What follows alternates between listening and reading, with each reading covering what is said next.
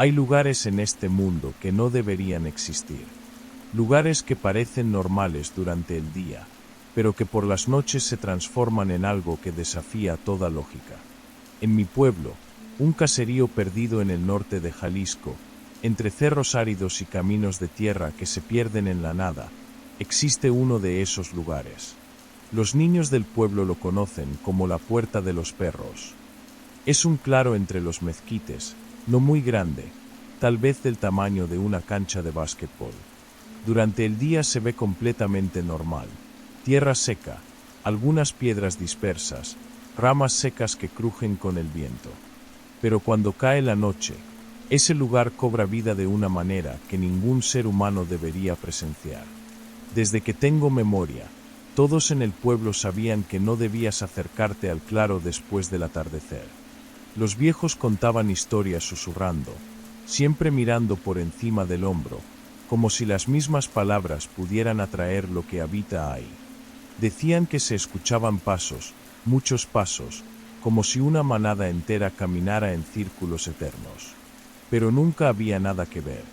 Solo los sonidos, el roce de patas contra la tierra, respiraciones pesadas, y a veces, gemidos que no eran completamente humanos ni completamente animales. Mi primo Raúl nunca creyó en esas historias. Era 3 años mayor que yo. Había estudiado en Guadalajara un par de semestres antes de regresar al pueblo, y siempre se burlaba de lo que él llamaba supersticiones de gente ignorante. Tenía 19 años y esa arrogancia que solo viene con la juventud y un poco de educación. Todo cambió una noche de octubre del año pasado.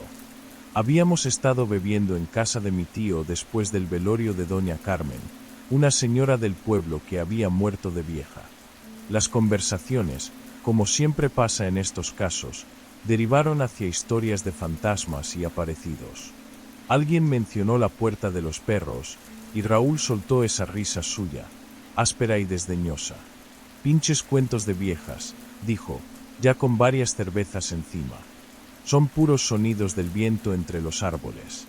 Física básica, primos». Mi tío Gerardo, hermano de mi papá y padre de Raúl, le pidió que no hablara así de cosas que no entendía. Pero Raúl ya había tomado su decisión. «¿Saben qué? Voy a ir ahorita mismo y les voy a demostrar que no hay nada ahí». Eran casi las 11 de la noche. Tratamos de detenerlo, pero Raúl ya se había puesto de pie y caminaba hacia la puerta. Regresó 5 minutos después con una linterna grande, de esas que usan los vigilantes. «Si no regreso en 1 hora», dijo con esa sonrisa torcida que siempre ponía cuando se creía muy listo, «entonces ya pueden empezar a rezar». Lo vimos alejarse hacia el cerro. La linterna se veía como una estrella pequeña moviéndose entre la oscuridad, hasta que desapareció completamente entre los árboles. La primera media hora pasó normal. Seguimos bebiendo, aunque ya nadie tenía ganas de platicar. Mi tío Gerardo miraba el reloj cada 5 minutos. A los 40 minutos, empezamos a escuchar los sonidos. Al principio pensamos que era el viento, pero el aire estaba completamente quieto esa noche. Eran como pasos, muchos pasos, corriendo en todas direcciones. Y después, gritos. No gritos humanos normales, sino algo entre el aullido de un animal herido y el llanto de un niño.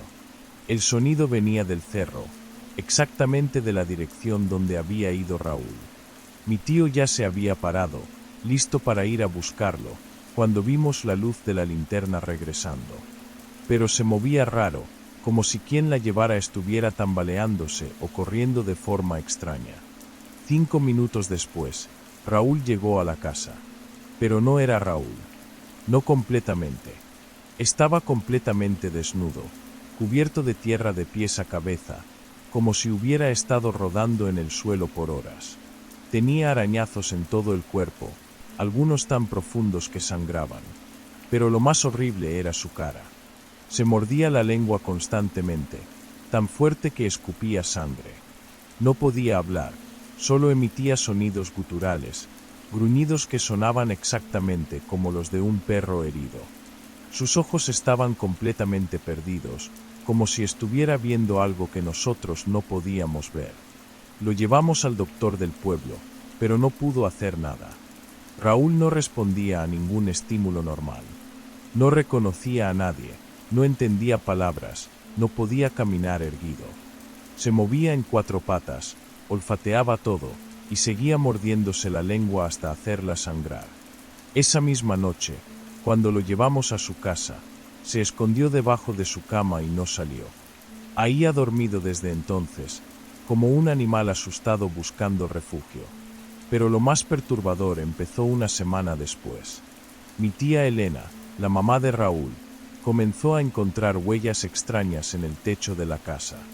No eran huellas humanas ni de perro normal. Eran marcas de pezuñas, como las que dejarían cabras o venados, pero más grandes. Aparecían principalmente arriba del cuarto de Raúl, como si algo caminara sobre el techo todas las noches. El carpintero del pueblo, don Jesús, subió a revisar el techo pensando que podrían ser mapaches o tlacuaches. No encontró nada. Ni agujeros, ni nidos, ni rastros de animales. Solo esas huellas que aparecían cada mañana, frescas, como si algo hubiera estado caminando ahí durante toda la noche. Y los sonidos. Dios mío, los sonidos. Todas las noches, desde las 11 hasta las 5 de la mañana, se escuchan pasos en el techo. No son pasos humanos. Son pasos de algo que tiene pezuñas, algo pesado que camina en círculos arriba del cuarto de Raúl. A veces se escuchan arañazos, como si estuviera tratando de romper las tejas para entrar. Mi tía ya no duerme. Se la pasa rezando el rosario y poniendo veladoras por toda la casa. Mi tío ha pensado en mudar a la familia, pero Raúl no se deja sacar de debajo de esa cama. Cada vez que intentan cargarlo, se pone agresivo, muerde y araña como un animal salvaje. He ido a visitarlos varias veces. Raúl me reconoce, creo, pero no como a un primo. Me huele, camina alrededor de mí en cuatro patas, y a veces hace sonidos que suenan casi como si tratara de comunicarse. Pero son gruñidos, ladridos ahogados, sonidos que ningún humano debería poder hacer. Lo más terrible es que a veces, muy de vez en cuando, veo destellos del Raúl de antes en sus ojos. Como si estuviera atrapado ahí adentro, consciente de lo que le pasó pero incapaz de salir. La última vez que fui a verlo, hace 2 semanas, pasó algo que todavía me quita el sueño. Era de tarde, tal vez las 5 o las 6. Estaba sentado en el patio de la casa de mi tío, platicando con él sobre el trabajo, cuando de repente Raúl salió de debajo de su cama. No había hecho eso en meses. Se acercó a mí caminando en 4 patas, como siempre, pero esta vez se sentó a mi lado como lo haría un perro. Me miró directo a los ojos, y por un segundo, juro que vi a mi primo ahí adentro.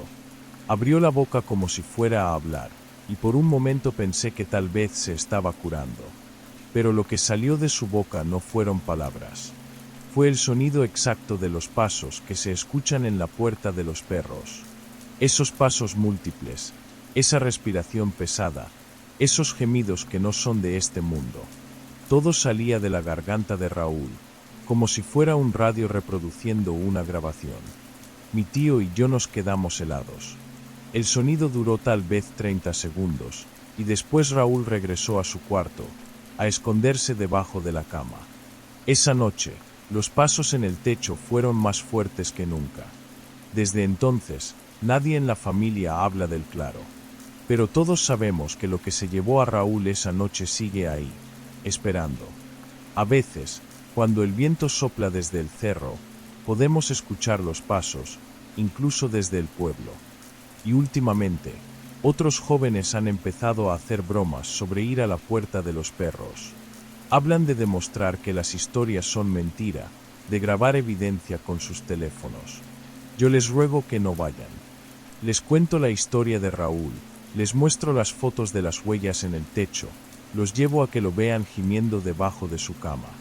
Pero algunos no escuchan. Tienen esa misma arrogancia que tenía mi primo, esa certeza de que ellos son diferentes, de que a ellos no les va a pasar nada. El mes pasado, el hijo de don Roberto, un muchacho de 18 años que había regresado de estudiar en la ciudad, Desapareció por 3 días. Lo encontraron caminando desnudo por la carretera, a 15 kilómetros del pueblo. No recordaba su nombre, no hablaba, y tenía la misma mirada perdida que Raúl. Ahora él también duerme debajo de su cama. Las huellas de pezuñas han empezado a aparecer en más techos del pueblo. Y cada noche, los pasos en la puerta de los perros suenan más fuertes, como si fueran más. Como si cada persona que entra a ese claro se sumara a esa procesión eterna que camina en círculos, esperando a que alguien más cometa el error de acercarse. Yo ya no duermo bien. Cada vez que escucho pasos en mi techo, me pregunto si será mi turno. Si esa cosa, sea lo que sea, se está cansando de esperar a que vayamos hacia ella. Si alguna vez vienen a este pueblo, si alguien les habla de la puerta de los perros, por favor, no vayan. No importa qué tan valientes se sientan, qué tan seguros estén de que son solo supersticiones. Porque una vez que entran a ese claro, una parte de ustedes se queda ahí para siempre. Y lo que regresa a casa ya no es completamente humano. Mi abuelo siempre decía que el monte no perdona a los que rompen pactos antiguos. Durante años pensé que eran solo supersticiones de viejo, historias para mantener a los niños alejados de la selva espesa que rodeaba nuestro pueblo. Pero ahora, después de lo que pasó, sé que había verdad en sus palabras. Todo comenzó hace 3 meses, cuando el abuelo Ramón decidió adentrarse en la parte más profunda del monte en busca de resina de copal. Era una tarde de octubre, el aire húmedo y pesado anunciaba las primeras lluvias. Recuerdo que mi abuela Carmen le rogó que no fuera, que esperara a que alguno de nosotros pudiera acompañarlo. Pero él era terco como una mula. El monte me conoce desde niño, nos dijo mientras afilaba su machete oxidado. Y yo conozco cada sendero, cada árbol, cada piedra de esos cerros. Salió de casa cerca de las 2 de la tarde, con su sombrero de palma desgastado y su morral de cuero colgando del hombro. Lo vimos alejarse por el sendero polvoriento hasta que su figura se perdió entre los matorrales. Esa fue la última vez que lo vimos actuar como el hombre que conocíamos. Cuando no regresó esa noche, organizamos partidas de búsqueda. Rastreamos cada vereda, cada barranco, cada claro del monte. Los perros ladraban nerviosos cerca de ciertas zonas, pero luego se quedaban inmóviles, con las orejas pegadas al cráneo, rehusándose a avanzar. Era como si sintieran algo que nosotros no podíamos percibir. Al tercer día, cuando ya habíamos perdido la esperanza, Esteban, mi primo, lo encontró. Estaba de pie junto a un árbol de ceiba seco, completamente inmóvil, con los ojos abiertos pero la mirada perdida en el vacío. El machete yacía a sus pies, y su morral estaba vacío. No respondía cuando le hablábamos, no parpadeaba, ni siquiera parecía respirar. Era como si fuera una estatua de carne y hueso. Lo cargamos entre 4 hombres y lo trajimos de vuelta al pueblo. El doctor Herrera, que había atendido a nuestra familia durante décadas, no encontró nada físicamente malo en él. Su pulso era normal, sus pupilas reaccionaban a la luz, pero algo fundamental había cambiado. Era como si el alma del abuelo hubiera quedado atrapada en algún lugar del monte. Los primeros días después de su regreso fueron inquietantes. No comía, no bebía, no hablaba. Se quedaba sentado en su mecedora de mimbre, mirando hacia la ventana que daba al monte, como si esperara algo. Mi abuela intentaba alimentarlo con cuchara, pero la comida se le escurría por las comisuras de la boca. Tuvimos que hidratarlo con suero para que no muriera de sed. Pero lo más perturbador comenzó por las noches. Aproximadamente a las 11, cuando todos nos íbamos a dormir, empezábamos a escuchar voces. Al principio pensamos que era él hablando consigo mismo, que finalmente estaba recuperándose. Pero cuando prestábamos atención, nos dimos cuenta de que estaba imitando nuestras voces. La primera vez que lo noté claramente fue cuando escuché mi propia voz viniendo de su cuarto. Decía exactamente las palabras que yo había pronunciado durante la cena. Mañana tengo que ir al pueblo por medicinas. pero el tono era extraño, mecánico, como si alguien estuviera ensayando para una obra de teatro. Luego escuchamos la voz de mi abuela: Ramón, por favor, come algo. Después la de mi primo Esteban: el ganado necesita agua. Una tras otra, nuestras voces salían de su garganta con una precisión escalofriante, pero carentes de toda emoción humana. Era como si las estuviera estudiando, memorizando cada inflexión, cada matiz. Mi abuela Carmen no podía soportarlo. Lloraba en silencio durante las noches, tapándose los oídos para no escuchar cómo esa cosa que tenía la apariencia de su esposo practicaba ser nosotros. Ya no es él, me susurró una madrugada. Lo que trajimos del monte no es mi Ramón. La situación empeoró cuando comenzó a caminar por las noches. Lo escuchábamos moverse por la casa con pasos extraños, demasiado regulares, como si contara cada pisada. Sus pies descalzos resonaban contra el piso de cemento con un ritmo hipnótico que nos mantenía despiertos. A veces se detenía frente a nuestras puertas durante horas, y podíamos sentir su presencia al otro lado de la madera. Una noche, mi hermana menor, Esperanza, me despertó llorando. Dijo que había visto al abuelo parado en el patio, mirando hacia su ventana. Pero lo que más la había asustado era que él estaba sonriendo, una sonrisa que ella describió como demasiado grande para su cara. Fueron 27 días de esta pesadilla. 27 días de voces robadas, de pasos sin alma, de miradas vacías que parecían evaluar cada uno de nuestros movimientos. Hasta que una madrugada, simplemente desapareció. Mi abuela fue la primera en notarlo. Entró a su cuarto para intentar darle el desayuno y encontró la cama vacía. Pero había algo más perturbador que su ausencia: las marcas en el suelo. Donde deberían haber estado las huellas de sus pies descalzos, había marcas profundas con forma de patas largas y delgadas, como las de un animal que camina en dos patas. Las marcas se dirigían hacia la ventana abierta y desaparecían en el alféizar. Organizamos otra búsqueda, pero esta vez fue diferente. Los perros se negaron rotundamente a salir de casa. Ni con correas, ni con amenazas, ni con promesas de comida. Se escondían debajo de las camas, temblando.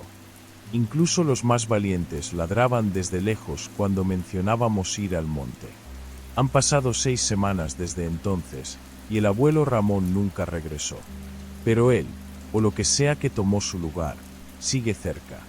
Cada noche, alrededor de las 11, escuchamos silbidos que vienen del monte. Es una melodía que él solía tararear mientras trabajaba en el campo, una canción que su madre le enseñó cuando era niño. Los silbidos se acercan cada vez más a la casa. Primero los escuchábamos desde lo más profundo del monte, luego desde el lindero de nuestra propiedad. Ahora los oímos desde el patio trasero. Y anoche, por primera vez, alguien silbó esa melodía justo afuera de mi ventana. Lo más aterrador es que ya no suena como los silbidos del abuelo. Suena como una imitación imperfecta, como si algo que no comprende completamente que es la música humana estuviera tratando de reproducirla. Los intervalos son demasiado largos, las notas demasiado agudas, y hay algo en el ritmo que hace que se me erice la piel. Mi abuela ya no puede dormir. Se queda despierta en su mecedora, sosteniendo su rosario de cuentas gastadas, murmurando oraciones en voz baja. Dice que puede sentir que él la está observando desde la oscuridad, esperando el momento adecuado para volver. Pero no volver como el hombre que era, sino como lo que el monte hizo de él. Ayer por la mañana encontramos más marcas de esas patas extrañas alrededor de la casa. Rodeaban completamente la construcción, como si alguien hubiera estado caminando en círculos durante horas. En una de las ventanas había rastros de dedos demasiado largos, como si algo hubiera intentado abrir el cristal desde afuera. Los ancianos del pueblo hablan en susurros sobre pactos antiguos, sobre espíritus del monte que exigen pagos por transgresiones olvidadas. Dicen que hay lugares en la selva donde no se debe entrar, árboles que no se deben tocar, senderos que no se deben caminar. Mi abuelo conocía estas historias mejor que nadie, pero algo lo hizo romper las reglas. Algo lo atrajo hacia esa ceiba seca donde lo encontramos. Esta madrugada me desperté con el sonido de alguien caminando alrededor de la casa. Pasos lentos, deliberados, acompañados de ese silbido familiar pero equivocado. Me asomé por la ventana y vi una silueta en la oscuridad. Tenía la estatura del abuelo, su forma general, pero algo estaba mal en la manera en que se movía. Sus extremidades eran demasiado largas, su postura demasiado rígida. La figura se detuvo justo debajo de mi ventana y levantó la cabeza hacia mí. En la penumbra pude distinguir sus ojos, dos puntos brillantes que reflejaban la luz de la luna como los de un animal nocturno. Y entonces sonrió, esa sonrisa demasiado grande que había aterrorizado a mi hermana. Cuando parpadeé, ya no estaba ahí. Solo quedaba el eco de su silbido perdiéndose en la noche y esas marcas de patas que rodeaban nuestra casa como un recordatorio de que el monte nunca olvida y nunca perdona.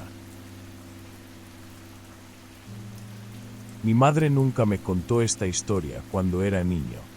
Fue hasta que cumplí 25 años, después de una noche particularmente oscura en la que las sombras parecían moverse solas en nuestro patio, que decidió romper el silencio que había mantenido durante décadas. Crecimos en San Nicolás del Monte, un pueblo pequeño enclavado entre cerros que apenas aparece en los mapas.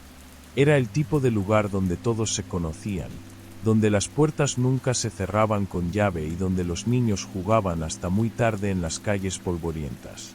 Era, hasta que llegó él. Mi madre tenía apenas 11 años cuando comenzaron los avistamientos. Al principio, nadie le prestó mucha atención. Doña Carmen, la del colmado, mencionó haber visto a un hombre extraño caminando por la calle principal al atardecer. Pasos lentos, pesados, como si arrastrara algo invisible. Lo extraño, decía, es que su sombra parecía distinta. Más ancha, más abundante. Pero doña Carmen siempre había sido propensa a la exageración, así que sus palabras se perdieron entre chismes de menor importancia. Fue don Esteban quien confirmó lo que todos temían escuchar. El viejo había salido a revisar sus gallinas una tarde, cuando el sol ya se escondía detrás de los cerros, tiñendo el cielo de ese naranja profundo que anuncia la noche. Ahí lo vio, un hombre alto, delgado, vestido con ropa que parecía de otra época. Caminaba despacio por el sendero que llevaba al cementerio, con esa cadencia hipnótica que tienen quienes no tienen prisa por llegar a ningún lado. Pero lo que heló la sangre de don Esteban no fue el hombre en sí, sino lo que proyectaba sobre el suelo. Donde debería haber una sola sombra, había tres. Tres siluetas humanas que se extendían sobre la tierra seca, moviéndose en perfecta sincronía con los pasos del extraño. Como si fuera seguido por dos compañeros invisibles, dos presencias que solo se manifestaban a través de sus sombras alargadas. Don Esteban corrió a su casa y no salió hasta el día siguiente. Cuando finalmente se atrevió a contar lo que había visto, sus manos temblaban tanto que apenas podía sostener la taza de café que su esposa le había preparado. La noticia se extendió por San Nicolás del Monte como el humo de una fogata. Pronto, otros comenzaron a reportar avistamientos similares. Siempre al anochecer. Siempre el mismo hombre de pasos lentos y pesados. Siempre las tres sombras que lo acompañaban en su caminar silencioso. Mi madre me contó que los adultos trataron de mantener la calma, de encontrar explicaciones racionales. Tal vez era algún forastero de paso. Tal vez la luz del atardecer creaba ilusiones ópticas. Tal vez eran solo imaginaciones alimentadas por el miedo colectivo. Pero en el fondo, todos sabían que había algo profundamente equivocado con aquel hombre. Los niños, por supuesto, sintieron la tensión antes que nadie. Dejaron de jugar en las calles al anochecer. Las madres comenzaron a llamar a sus hijos antes de que el sol se ocultara completamente. Las puertas, que nunca habían conocido cerraduras, comenzaron a cerrarse con trancas improvisadas. Fue entonces cuando desapareció Miguelito. Miguel Herrera tenía 8 años y era conocido en todo el pueblo por su curiosidad insaciable. Era el tipo de niño que siempre tenía las rodillas raspadas de tanto explorar, que conocía cada rincón de San Nicolás del Monte mejor que los propios adultos. Su padre, don Ricardo, trabajaba en la mina de carbón que quedaba a las afueras del pueblo, y regresaba cada tarde cubierto de polvo negro, arrastrando los pies de cansancio. La tarde en que todo cambió, don Ricardo llegó más tarde de lo usual. El sol ya se había puesto y las primeras estrellas comenzaban a parpadear en el cielo cuando finalmente apareció caminando por la calle principal. Llevaba su casco de minero en una mano y su linterna en la otra, con esos pasos lentos y pesados que caracterizaban a los hombres que habían trabajado toda la vida bajo tierra. Miguelito lo vio desde la ventana de su casa y, sin pensarlo dos veces, salió corriendo a recibirlo. Su madre, doña Esperanza, estaba en la cocina preparando la cena y no se dio cuenta de que el niño había salido. Para cuando se percató de su ausencia, ya era demasiado tarde.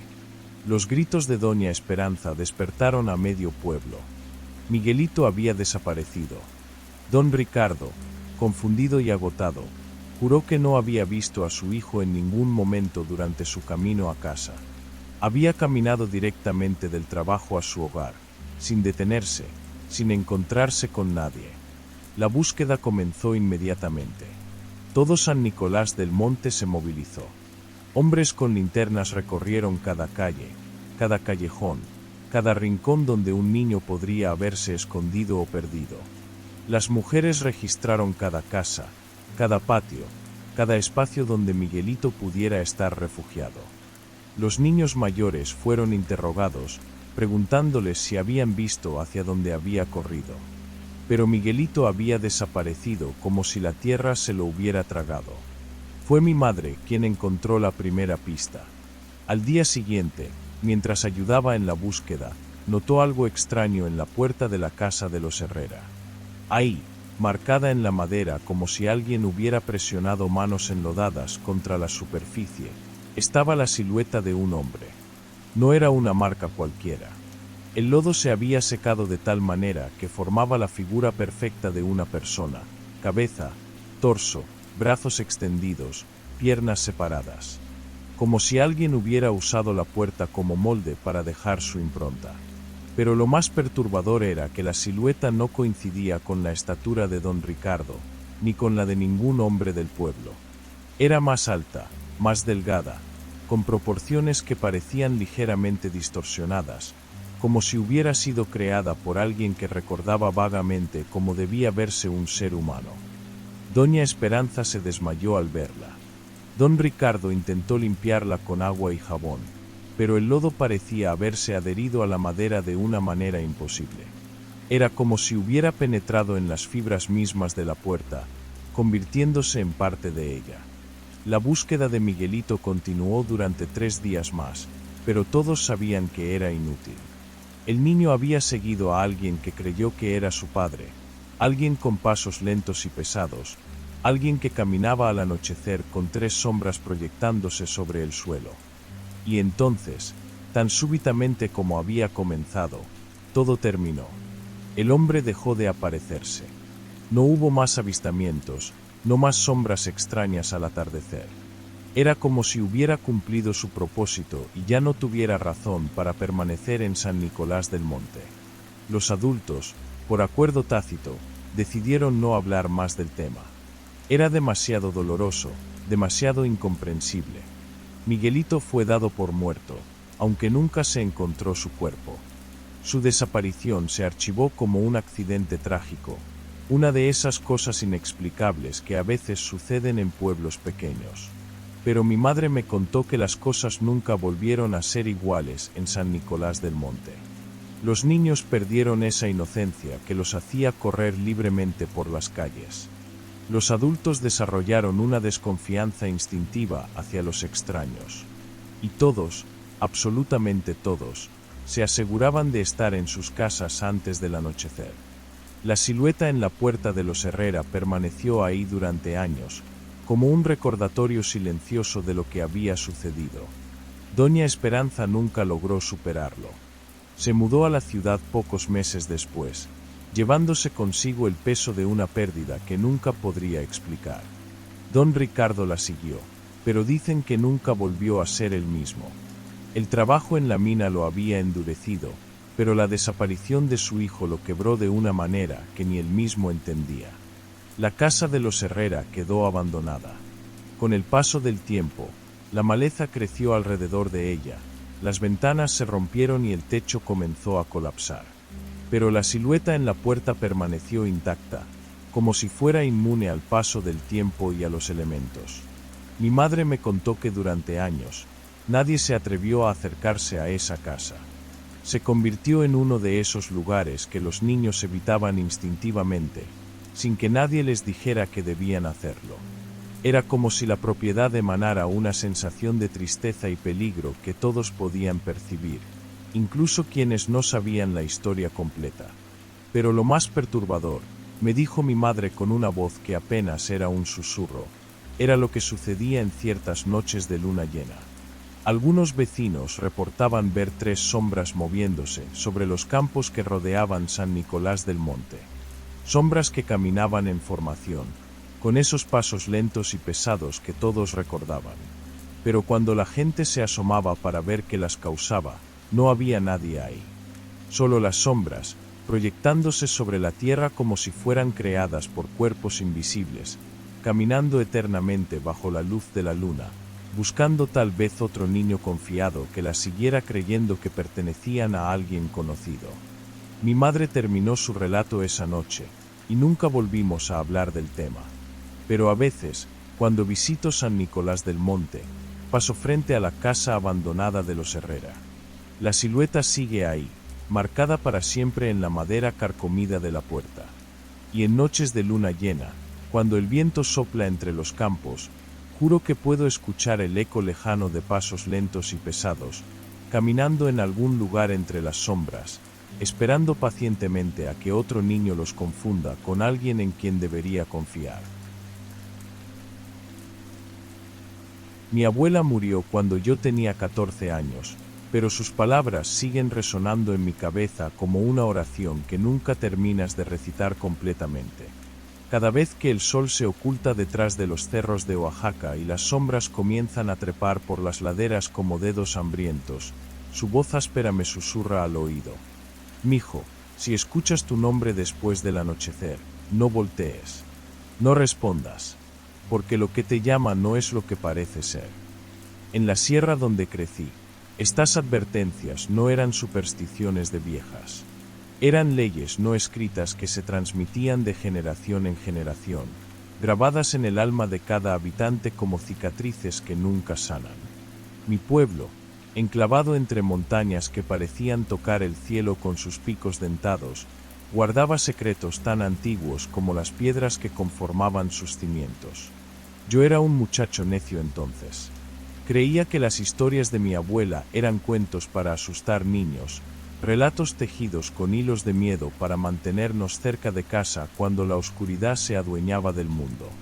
Qué equivocado estaba. Todo comenzó una noche de octubre, cuando el viento bajaba de las montañas cargado de un frío que se metía hasta los huesos. Mi hermana menor, Esperanza, había caído enferma 3 días antes. Una fiebre extraña que la mantenía postrada en su catre, delirando palabras en idiomas que no reconocíamos. Mi madre no se separaba de su lado, y mi padre había bajado al pueblo más cercano en busca del curandero. Yo me había quedado solo para cuidar la casa y mantener el fuego encendido. La leña se agotaba rápidamente en esas noches frías, así que tomé mi machete y salí a recoger más del bosque que rodeaba nuestra propiedad. El bosque de noche era un lugar diferente, transformado por las sombras en algo irreconocible y amenazante. Había cargado ya varios troncos cuando escuché mi nombre flotando en el aire nocturno. La voz era inconfundible. Esperanza, mi hermana menor, me llamaba con esa dulzura particular que tenía, esa forma de pronunciar las sílabas que hacía que mi nombre sonara como una canción. Pedro, escuché claramente, alargando la última vocal como siempre hacía cuando quería algo de mí. La voz venía desde lo alto del cerro, Desde esa parte donde los árboles se volvían más escasos y las rocas formaban formaciones extrañas que parecían rostros deformados bajo la luna. Me detuve en seco. Esperanza estaba en casa, enferma, ardiendo de fiebre. Era imposible que hubiera salido de la cama, mucho menos que hubiera subido hasta la cima del cerro. Pero la voz era tan real, tan exacta, que por un momento dudé de mi propia memoria. «Pedro, ven acá», insistió la voz, ahora más cerca. Incluso pude escuchar esa risa entrecortada que Esperanza hacía cuando estaba nerviosa, ese sonido que era mitad risa, mitad sollozo, y que la caracterizaba desde pequeña. Las palabras de mi abuela resonaron en mi mente como campanas de alarma, pero la curiosidad y la preocupación por mi hermana fueron más fuertes. Dejé caer la leña y comencé a subir por el sendero pedregoso que llevaba a la cima del cerro. Cada paso resonaba en el silencio de la noche como disparos. A medida que ascendía, la voz se volvía más clara, más insistente. Esperanza me contaba cosas, pequeños secretos que solo ella y yo conocíamos, recuerdos de nuestra infancia que nadie más podría saber. Me hablaba del día que encontramos el nido de colibríes detrás de la casa, de la vez que nos perdimos en el bosque y ella lloró hasta que la encontré refugiada bajo un árbol caído. La exactitud de esos recuerdos me tranquilizó y me aterró al mismo tiempo. Seguí subiendo, hipnotizado por esa voz familiar que parecía guiarme hacia algo que mi instinto sabía que debía evitar. Cuando llegué a un claro cerca de la cima, la vi.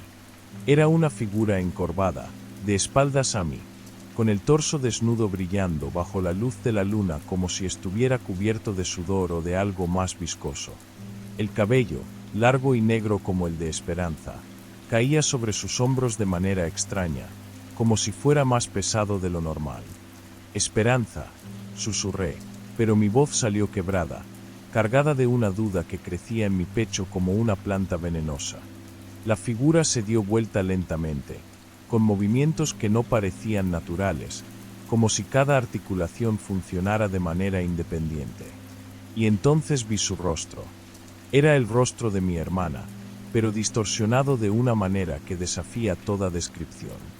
Los ojos estaban en el lugar correcto, pero miraban en direcciones diferentes. La boca sonreía, pero era una sonrisa demasiado amplia, que se extendía más allá de donde debería terminar. Y la cabeza estaba ladeada en un ángulo imposible, como si no entendiera cómo sostenerla correctamente, como si fuera la primera vez que habitaba un cuerpo humano.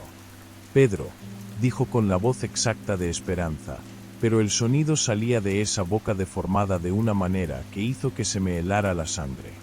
«Ven conmigo. Tengo algo que mostrarte». En ese momento, todas las enseñanzas de mi abuela regresaron a mí como un grito silencioso. Retrocedí lentamente, sin apartar la vista de esa cosa que llevaba el rostro de mi hermana como una máscara mal ajustada. La criatura inclinó la cabeza aún más, produciendo un sonido como el de ramas secas quebrándose. «¿Por qué te vas, Pedro? Soy yo, tu hermana. No me reconoces». Corrí. Corrí como nunca había corrido en mi vida, tropezando con piedras y ramas, rasguñándome con espinas que parecían tratar de detenerme. Detrás de mí, podía escuchar esa voz que seguía llamándome, ahora con un tono de reproche que se volvía cada vez más agudo, más inhumano. Cuando llegué a casa, jadeando y temblando, encontré a Esperanza exactamente donde la había dejado, en su catre, ardiendo en fiebre, inconsciente. Mi madre levantó la vista, preocupada por mi estado. «¿Qué te pasó, mijo? Pareces como si hubieras visto al diablo», me dijo. No pude contarle lo que había pasado. ¿Quién me creería? En su lugar, murmuré algo sobre haber tropezado en el bosque y me fui a mi cuarto. Fue al día siguiente, cuando salí a recoger la leña que había dejado abandonada, que descubrí algo que me heló la sangre. Mis huellas estaban ahí, claramente marcadas en la tierra húmeda. Pero había algo extraño. Las huellas subían por el sendero hacia el cerro, como esperaba encontrar, pero también había otro conjunto de huellas que bajaban, y ninguna de las dos direcciones llevaba hacia nuestro pueblo. Las huellas que bajaban se desviaban hacia el oeste, hacia una parte del bosque donde no había senderos conocidos, donde los árboles crecían tan juntos que apenas dejaban pasar la luz del sol. Las seguí por unos metros hasta que desaparecían abruptamente, como si lo que las había hecho simplemente se hubiera desvanecido en el aire. Esa noche, y todas las noches desde entonces, Esperanza me llama en sueños. Su voz viene desde la cima de ese mismo cerro, con la misma dulzura, los mismos recuerdos, la misma risa entrecortada. En mis pesadillas, subo nuevamente por ese sendero pedregoso, sabiendo lo que voy a encontrar pero incapaz de detenerme. Esperanza se recuperó de su enfermedad, pero nunca volvió a ser la misma. A veces la encuentro mirando hacia el cerro con una expresión que no puedo descifrar, como si estuviera escuchando algo que yo no puedo oír. Y en las noches más oscuras, cuando el viento baja de las montañas con ese frío que se mete hasta los huesos, juraría que puedo escuchar dos voces llamándome desde la cima, una que reconozco como la de mi hermana, y otra que es exactamente igual pero que sé, con cada fibra de mi ser, que no es humana. Mi abuela tenía razón. En la sierra de Oaxaca, cuando escuchas tu nombre después del anochecer, no debes responder, porque lo que te llama tal vez tenga la voz de alguien que amas, tal vez conozca tus secretos más profundos, tal vez hable con palabras que reconoces, pero no es lo que parece ser. Y yo, que fui necio una vez, ahora duermo con las ventanas cerradas y las oraciones de mi abuela en los labios, sabiendo que hay cosas en estos cerros antiguos que es mejor dejar sin respuesta, sin reconocimiento, sin nombre. Porque algunas llamadas, una vez respondidas, nunca dejan de sonar. Nunca he podido olvidar lo que pasó ese día en el campo de maíz. Han pasado 15 años desde entonces, pero cada vez que veo una mazorca en el mercado, siento ese frío recorrer mi espalda, el mismo que sentí aquella tarde cuando perdimos a mi hermana Elena. Era octubre del 2009. Yo tenía 12 años y Elena 14. Papá nos había mandado a recoger las últimas mazorcas antes de que llegaran las lluvias. El campo se extendía por más de 3 hectáreas detrás de nuestra casa, y los tallos ya estaban secos, amarillentos, creando un laberinto dorado que crujía con cada paso. Elena siempre había sido la responsable. Mientras yo me distraía persiguiendo saltamontes o tratando de hacer silbatos con las hojas de maíz, ella trabajaba en silencio, llenando su canasta con movimientos precisos. Esa tarde no fue diferente al principio. El sol comenzaba a inclinarse hacia el horizonte, tiñendo todo de un color naranja intenso que hacía que las sombras entre los surcos parecieran más profundas, más oscuras. Estábamos trabajando en surcos paralelos, separados apenas por 2 metros de distancia. Podía escuchar el roce de su ropa contra las hojas secas, el golpe sordo de las mazorcas cayendo en su canasta. De vez en cuando intercambiábamos alguna broma o nos quejábamos del calor pegajoso que aún se mantenía a pesar de la hora. Fue entonces cuando Elena se detuvo. La escuché murmurar algo, pero no pude entender qué. Cuando levanté la cabeza para preguntarle, vi que había dejado caer su canasta y miraba hacia la parte más densa del campo, donde los tallos crecían más altos y espesos. «Elena», preguntó, «¿qué pasa?» «Escucha», me dijo sin voltear a verme. Su voz sonaba extraña, como si estuviera haciendo un esfuerzo por oír algo muy lejano. Me quedé quieto, conteniendo la respiración. Solo escuchaba el viento moviendo las hojas secas, creando ese sonido que conocía tan bien, como papel arrugándose. Pero Elena parecía escuchar algo más. «Es mamá», susurró. «Nos está llamando». Fruncí el ceño. Mamá había salido temprano al pueblo y no regresaría hasta la noche. Se lo dije a Elena, pero ella ya se había echado a caminar hacia donde creía escuchar la voz. «Elena, espera», le grité, pero no me hizo caso. La vi alejarse entre los tallos, su figura volviéndose cada vez más pequeña hasta que solo pude distinguir destellos de su blusa roja entre el mar dorado del maíz. El sonido de sus pasos se fue desvaneciendo hasta que solo quedó el silencio y el susurro constante del viento. Esperé varios minutos, pensando que regresaría en cualquier momento riéndose de su propia confusión. Pero los minutos se convirtieron en media hora, y Elena no volvía. Comencé a buscarla, gritando su nombre mientras avanzaba por los surcos. El campo parecía haberse vuelto más grande, más laberíntico. Cada vez que creía estar acercándome a donde la había visto por última vez, los senderos se bifurcaban en direcciones que no recordaba haber visto antes. La luz comenzó a desvanecerse rápidamente, como suele pasar en el campo.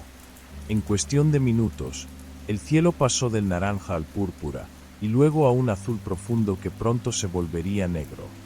Corrí de regreso a la casa, el corazón latiéndome tan fuerte que podía escucharlo por encima del crujir de mis pasos sobre las hojas secas. Papá organizó una búsqueda inmediatamente. Llamó a los vecinos, y pronto había una docena de hombres con linternas peinando cada surco del campo. Yo los seguía, gritando el nombre de Elena hasta quedar afónico. Fue cerca de la medianoche cuando la encontramos. O al menos, encontramos algo. Don Raúl, nuestro vecino, fue quien la vio primero. Su grito cortó la noche como una navaja. Todos corrimos hacia donde apuntaba su linterna, en la parte más densa del campo, exactamente donde Elena había desaparecido horas antes. Ahí estaba, de pie entre los tallos, completamente inmóvil, dándonos la espalda. Su blusa roja se veía extrañamente limpia a pesar de haber pasado horas en el campo. Su cabello negro caía perfectamente sobre sus hombros, sin una sola hoja o resto de maíz. «Elena», gritó papá, corriendo hacia ella. Pero yo me quedé paralizado. Había algo que no estaba bien. La forma en que se mantenía tan quieta, tan rígida. La manera en que no respondía a nuestros gritos, como si no nos escuchara. Y entonces la escuchamos hablar. «Ya voy», decía con una voz plana, sin emoción. «Ya voy», «ya voy». Las palabras salían de su boca de manera mecánica, como si fuera una grabación que se repite una y otra vez. No había inflexión, no había vida en esa voz que conocía tan bien. Papá se acercó lentamente, extendiendo la mano hacia el hombro de Elena. «Elena, mijita, somos nosotros. Ya te encontramos». Cuando la tocó, ella giró la cabeza. Solo la cabeza.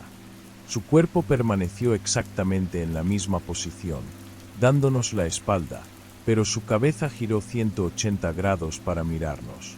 El sonido fue horrible, como ramas secas quebrándose.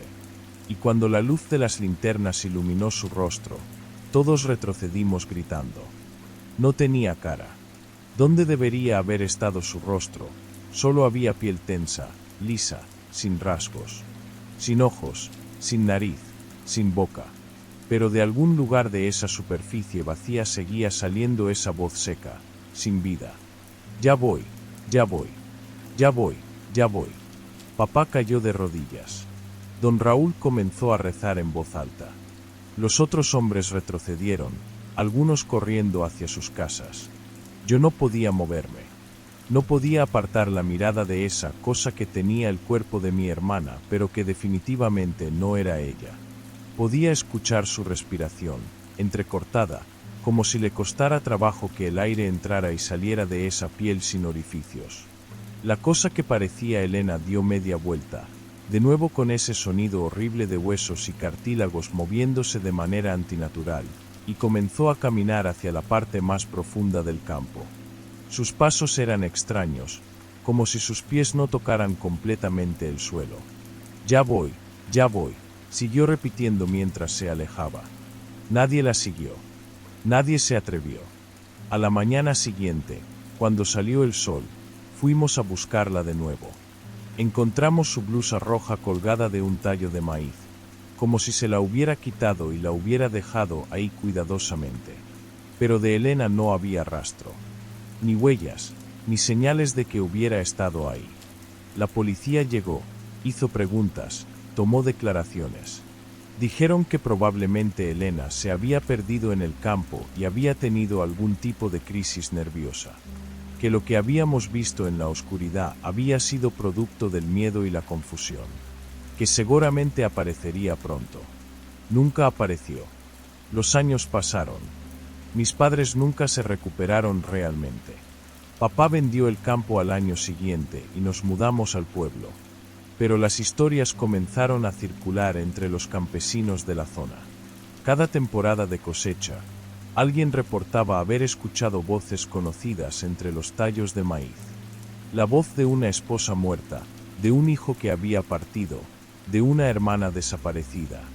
Voces que llamaban desde lo más profundo de los campos, invitando a seguirlas. Algunos siguieron las voces. Pocos regresaron.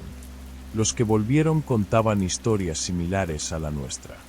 Figuras que se veían familiares de espaldas, pero que cuando se daban vuelta revelaban esa piel tensa, sin rasgos, respirando con dificultad mientras repetían las mismas palabras una y otra vez.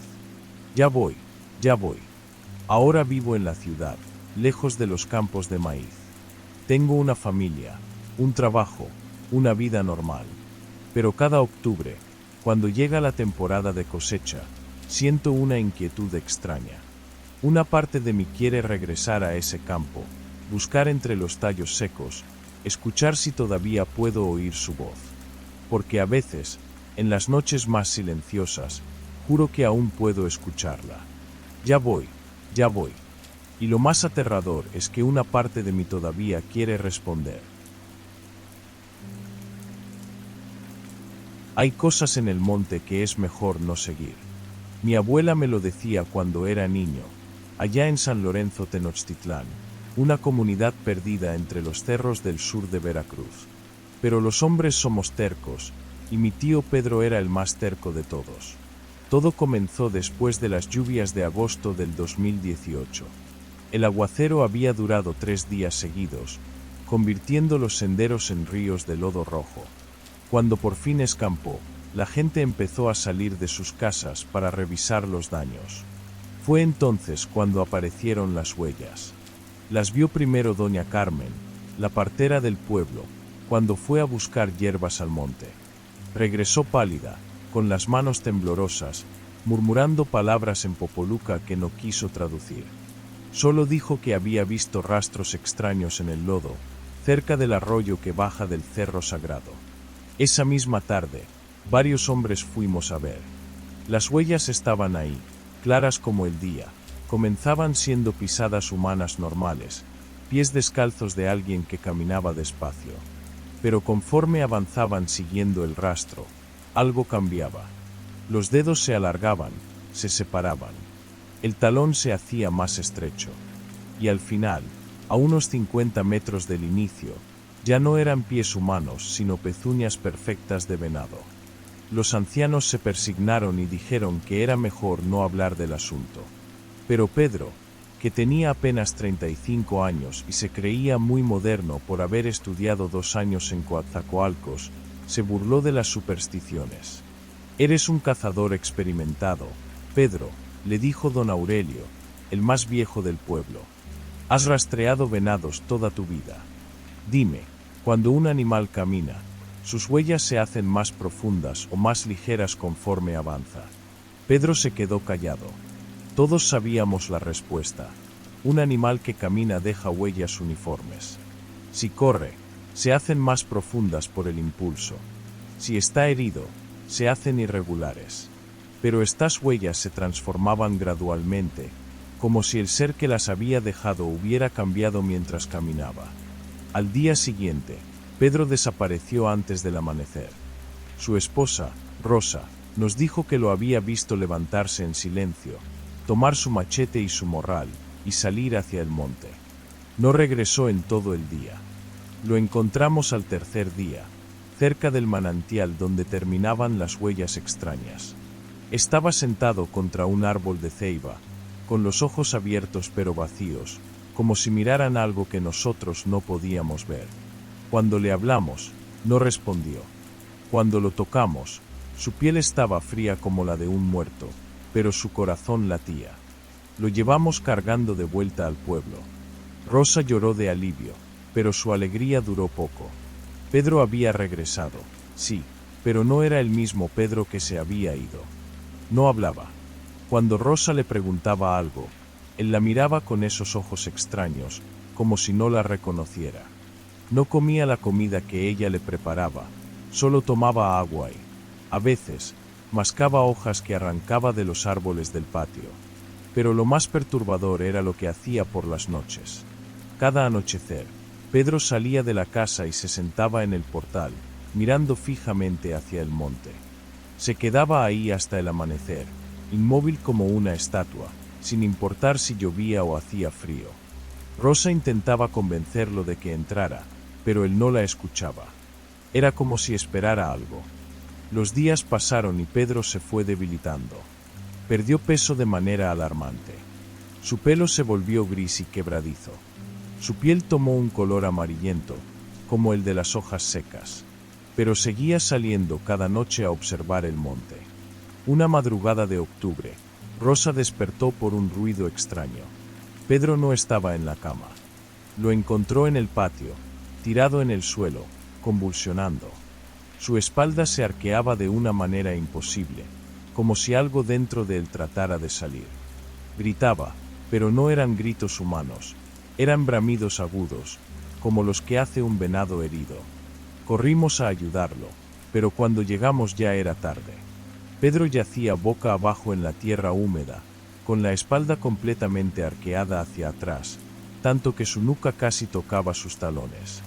Sus ojos estaban abiertos y en blanco. De su boca salía una espuma verdosa que olía a hierbas podridas y tierra mojada. El doctor de la clínica rural dijo que había muerto de convulsiones, posiblemente causadas por alguna enfermedad neurológica.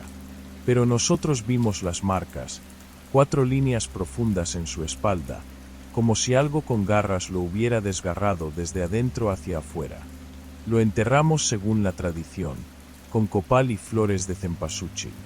Rosa se fue del pueblo poco después, llevándose a sus hijos. Dijo que no podía quedarse en un lugar donde las sombras la seguían. Las huellas volvieron a aparecer después del entierro de Pedro. Esta vez las vio Jacinto, el hijo de don Aurelio, cuando fue a revisar sus trampas para conejos. Eran iguales que antes, comenzaban humanas y terminaban siendo de venado. Pero había algo nuevo. Entre las huellas de pezuña, cada cierto trecho, había una marca más profunda, como si algo hubiera caído al suelo con fuerza. Jacinto siguió el rastro por curiosidad, pero se detuvo cuando encontró algo que lo hizo correr de vuelta al pueblo. A mitad del sendero, entre las huellas transformadas, había una huella humana que reconoció perfectamente.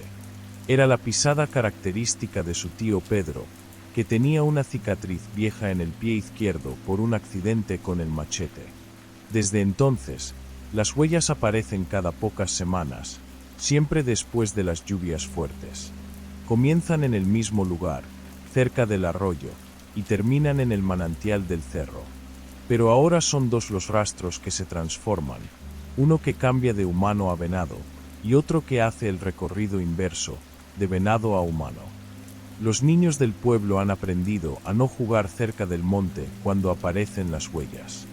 Los adultos evitan ese sendero por completo, porque quien las sigue, dicen los ancianos, o regresa cambiado para siempre, o se convierte en parte del rastro eterno que marca el límite entre nuestro mundo y el lugar donde van las almas perdidas. Hay noches en que, si pones atención, puedes escuchar bramidos lejanos que vienen del cerro. No son de venado. Son de algo que una vez fue humano y ahora camina entre 2 mundos, dejando huellas que cambian de forma para tentar a los vivos a seguir un sendero que no tiene regreso. Mi abuela tenía razón, hay cosas en el monte que es mejor no seguir. Pero Pedro no la escuchó. Y ahora, según dicen quienes han visto las huellas más recientes, el rastro ya no son solo 2 pares de pisadas. Son 3. Mi bisabuelo siempre decía que hay cosas en este mundo que es mejor no ver. Cosas que una vez que las presencias, te persiguen hasta en sueños. Él trabajó durante 20 años en los cafetales de Chiapas, allá por los años 1940, cuando los caminos eran de tierra y la selva se tragaba a quien se aventurara demasiado lejos de los senderos conocidos. Don Aurelio, así se llamaba mi bisabuelo, era hombre de pocas palabras pero de historias que helaban la sangre. Contaba que durante los primeros meses en la finca, todo transcurría normal. Se levantaba antes del amanecer, tomaba su café negro y caminaba hasta los surcos de cafetos que le habían asignado. El trabajo era duro, pero honesto. Fue durante su tercer mes allí cuando comenzó a notar algo extraño.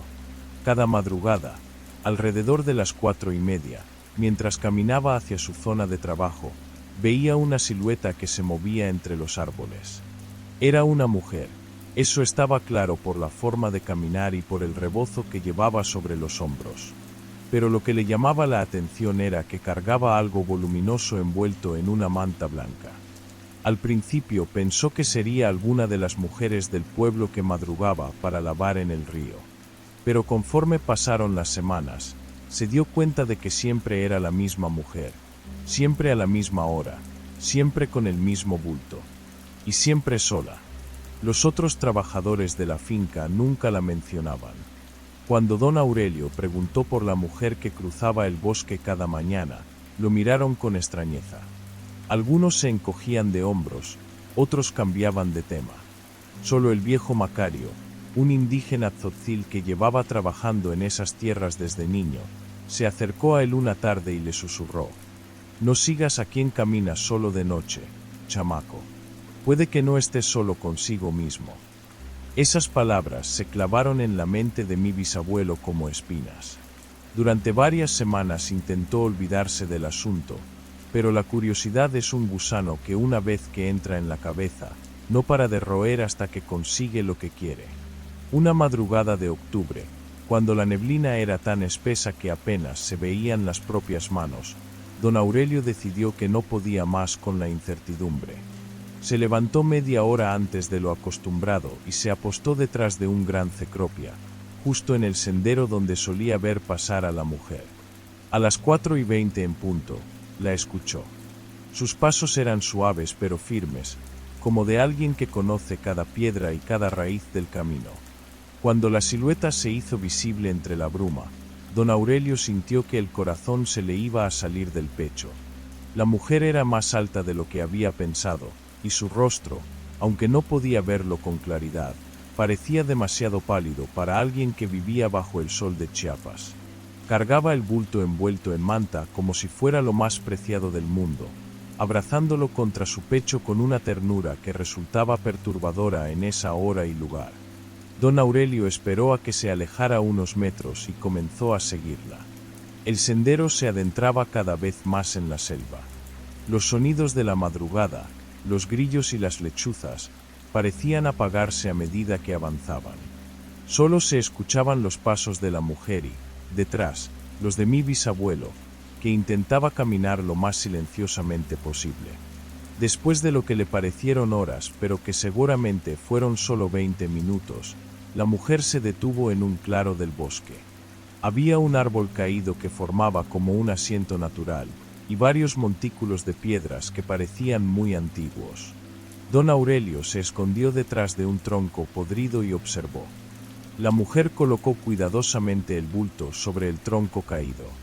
Luego, con movimientos lentos y rituales, comenzó a desenvolver la manta. Mi bisabuelo esperaba ver tal vez comida, o algún objeto ceremonial, pero lo que vio le heló la sangre en las venas. Dentro de la manta había otra mujer. O mejor dicho, algo que había sido mujer. Era idéntica a la que había cargado el bulto, pero al mismo tiempo era completamente diferente. Esta segunda versión era más delgada, huesuda, como si hubiera perdido toda la carne y solo conservara la piel pegada a los huesos. Sus ojos estaban demasiado abiertos, tanto que don Aurelio podía ver el blanco alrededor de las pupilas incluso en la penumbra. La primera mujer, la que había cargado el bulto, ayudó a la segunda a ponerse de pie. No hablaron, no se miraron, simplemente se separaron como si siguieran instrucciones que solo ellas conocían. La primera mujer caminó hacia donde don Aurelio sabía que estaba el río. Sus pasos se fueron perdiendo entre el sonido del agua corriente. Pero la segunda, la delgada, la de los ojos demasiado abiertos, comenzó a trepar por los árboles. Y ahí fue cuando mi bisabuelo se dio cuenta de que esa cosa no era humana. Se movía por las ramas como una araña gigante, con una agilidad que desafiaba toda lógica. Sus brazos y piernas se estiraban de maneras imposibles para alcanzar ramas que estaban demasiado lejos. Se balanceaba de árbol en árbol sin hacer ruido, como si sus pies nunca tocaran realmente la madera. Don Aurelio se quedó paralizado, mirando cómo esa criatura se movía por encima de él. De vez en cuando se detenía y giraba la cabeza hacia abajo, como si supiera que alguien la observaba. En esos momentos, mi bisabuelo cerraba los ojos y rogaba a todos los santos que no lo hubiera visto. No supo cuánto tiempo pasó así, acurrucado detrás del tronco podrido. Cuando finalmente se atrevió a abrir los ojos y mirar hacia arriba, ya no había nada. El silencio del bosque había regresado, pero era un silencio diferente. Un silencio que pesaba como plomo sobre los hombros. Se levantó con las piernas temblorosas y caminó hasta donde había estado el tronco caído. No había rastro de la manta. No había huellas. Era como si nada hubiera pasado, pero don Aurelio sabía que lo que había visto era real. Regresó a la finca cuando ya estaba saliendo el sol. Los otros trabajadores lo notaron extraño, callado, más pálido de lo normal. Pero él no dijo nada. No podía decir nada. ¿Quién le iba a creer? Esa noche no durmió. Cada vez que cerraba los ojos veía a la segunda mujer trepando por los árboles, con esos ojos demasiado abiertos clavados en él. Al día siguiente tampoco durmió. Ni al otro. Fue el viejo Macario quien se acercó a él al cuarto día. Lo encontró sentado en su catre, mirando al vacío. «La seguiste, ¿verdad?», le dijo sin preámbulos. Don Aurelio solo asintió. «¿Viste a la otra?». Volvió a asentir. Macario suspiró y se sentó a su lado. «Mi abuelo me contó de ellas. Dice que son dos mitades de lo mismo. Una que camina por la tierra, otra que camina por el aire. Una que necesita el río, otra que necesita los árboles. Nunca pueden estar en el mismo lugar al mismo tiempo, por eso una carga a la otra». «¿Qué son?», logró preguntar don Aurelio con voz ronca. «No lo sé. Nadie lo sabe. Pero están ahí desde antes de que llegaran los primeros cafetales. Desde antes de que llegaran los españoles. Tal vez desde antes de que llegáramos nosotros también». Macario se levantó para irse, pero antes de alejarse se volteó. «Lo que sí sé es que ahora te han visto. Y eso significa que van a buscarte». Mi bisabuelo trabajó 2 semanas más en esa finca. 2 semanas durante las cuales no durmió una sola noche completa. Cada ruido en el techo, cada sombra que se movía fuera de su cuarto, cada crujido de las ramas le hacía saltar del catre empapado en sudor frío. Al final no pudo más. Una madrugada recogió sus pocas pertenencias y se fue sin avisar a nadie. Caminó hasta el pueblo más cercano y desde ahí tomó el primer autobús que salía hacia cualquier lugar que fuera lejos de Chiapas. Nunca regresó a trabajar en cafetales. Durante el resto de su vida se dedicó a la carpintería en un pueblo de Oaxaca, lejos de las selvas, lejos de los árboles altos. Pero hasta el día de su muerte, cada vez que veía a una mujer caminar sola de noche, cambiaba de acera. Y siempre les decía a sus nietos: «No sigan a quien camina solo de noche. Puede que no esté solo consigo mismo». Don Aurelio murió a los 83 años. Sus últimas palabras, según mi abuela, fueron: «Ahí vienen, por los árboles, ahí vienen». Y por eso, cuando camino solo de noche y escucho pasos detrás de mí, nunca volteo a ver. Porque después de todo lo que me contó mi bisabuelo, he aprendido que hay cosas que es mejor no conocer. Y personas que es mejor no seguir. Especialmente cuando cargan bultos envueltos en mantas blancas.